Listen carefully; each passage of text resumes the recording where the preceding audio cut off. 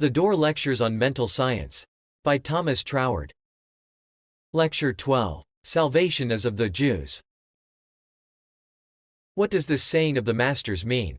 Certainly not a mere arrogant assumption in favor of his own nationality. Such an idea is negatived, not only by the universality of all his other teaching, but also by the very instruction in which these words occur, for he declared that the Jewish temple was equally with the Samaritan of no account in the matter.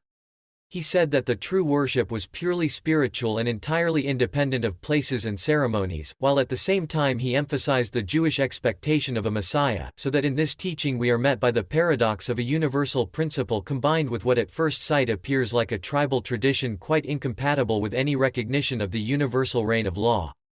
How to reconcile these apparent opposites, therefore, seems to be the problem which he here sets before us. Its solution is to be found in that principle which I have endeavored to elucidate throughout these lectures, the specializing of universal law. Opinions may differ as to whether the Bible narrative of the birth of Christ is to be taken literally or symbolically, but as to the spiritual principle involved there can, I think, be no difference of opinion.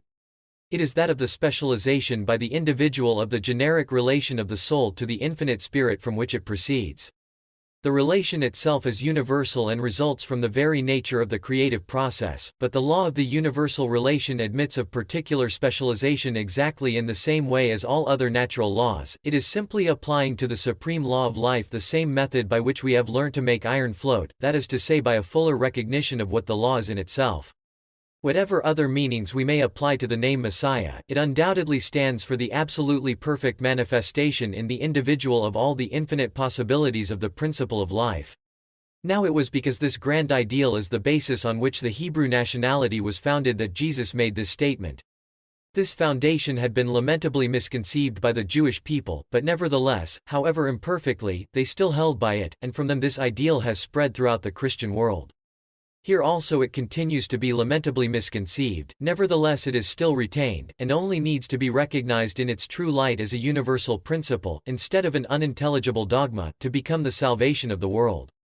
Hence, as affording the medium through which this supreme ideal has been preserved and spread, it is true that salvation is of the Jews.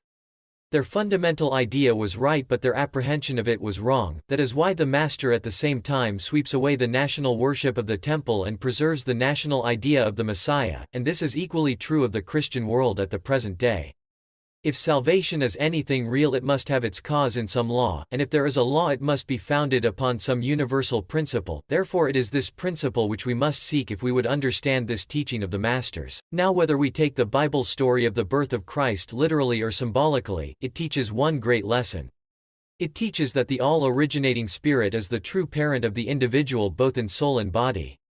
This is nothing else than realizing from the standpoint of the individual what we cannot help realizing in regard to the original creation of the cosmos. It is the realization that the all-originating Spirit is at once the life and the substance in each individual here and now, just as it must have been in the origin of all things.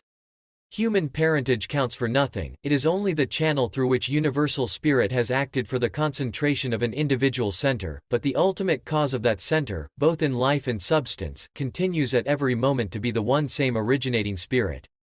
This recognition cuts away the root of all the power of the negative, and so in principle it delivers us from all evil, for the root of evil is the denial of the power of the spirit to produce good. When we realize that the Spirit is finding its own individualization in us in its twofold essence as life and substance, then we see that it must be both able and willing to create for us all good. The only limit is that which we ourselves impose by denying its operation, and when we realize the inherent creativeness of Spirit we find that there is no reason why we should stop short at any point and say that it can go no further. Our error is in looking on the life of the body as separate from the life of the spirit, and this error is met by the consideration that, in its ultimate nature, substance must emanate from spirit and is nothing else than the record of spirit's conception of itself as finding expression in space and time. And when this becomes clear it follows that substance need not be taken into calculation at all. The material form stands in the same relation to spirit that the image projected on the screen stands to the slide in the lantern. If we wish to change the exhibited subject we do not manipulate the reflection on the screen, but we alter the slide, and in like manner, when we come to realize the true nature of the creative process, we learn that the exterior things are to be changed by a change of the interior spiritual attitude. Our spiritual attitude will always be determined by our conception of our relation to God or infinite spirit, and so when we begin to see that this relation is one of absolute reciprocity, that it is the self-recognition of infinite spirit from our own center of consciousness, then we find that the whole secret of life consists in simple reliance upon the all-creating spirit as consciously identifying itself with us. It has, so to say, awakened to a new mode of self-recognition peculiar to ourselves, in which we individually form the center of its creative energy. To realize this is to specialize the principle of life. The logic of it is simple. We have found that the originating movement of spirit from which all creation proceeds can only be self-contemplation. Then, since the original spirit cannot change its nature, its self-contemplation through our own minds must be as creative in, for, and through us as it ever was in the beginning, and consequently we find the original creative process repeated in ourselves and directed by the conscious thought of our own minds. In all this there is no place for the consideration of outward conditions, whether of body or circumstances, for they are only effects and not the cause, and therefore when we reach this standpoint we cease to take them into our calculations. Instead we employ the method of self-contemplation, knowing that this is the creative method, and so we contemplate ourselves as allied to the infinite love and wisdom of the divine spirit which will take form through our conscious thought, and so act creatively as a special providence entirely devoted to guarding, guiding, providing for, and illuminating us. The whole thing is perfectly natural when seen from a clear recognition of what the creative working of spirit must be in itself, and when it is realized in this perfectly natural manner all strain and effort to compel its action ceases. We are at one with the all-creating power which has now found a new center in ourselves from which to continue its creative work to more perfect manifestation than could be attained through the unspecialized generic conditions of the merely cosmic order. Now this is what Messiah stands for, and therefore it is written that, to them gave he power to become sons of God, even to as many as believe on his name.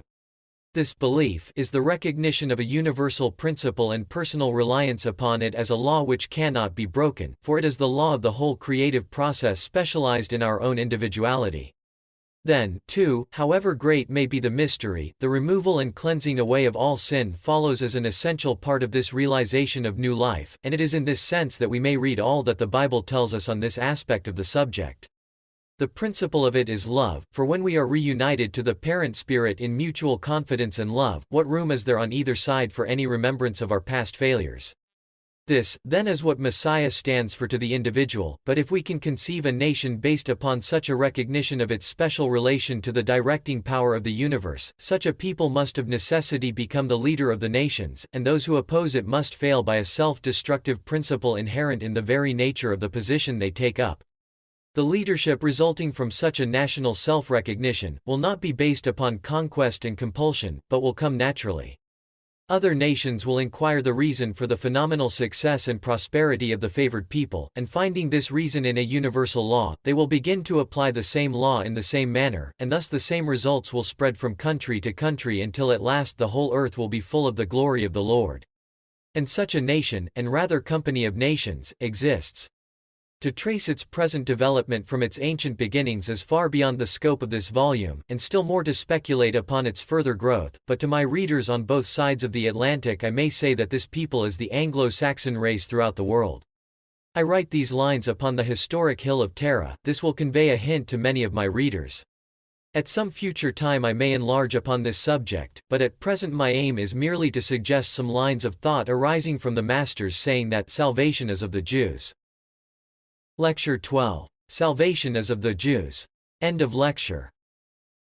Need help understanding Troward's teachings? The Thomas Troward lectures contain very deep and powerful information, but to get the most out of them, require repeated listening and in-depth study. Troward had only one personal student, Genevieve Behrend, and her book Your Invisible Power distills the essence of Troward's lectures in a concise and easy-to-understand format. For many, this is a much preferred way to learn Troward's teachings.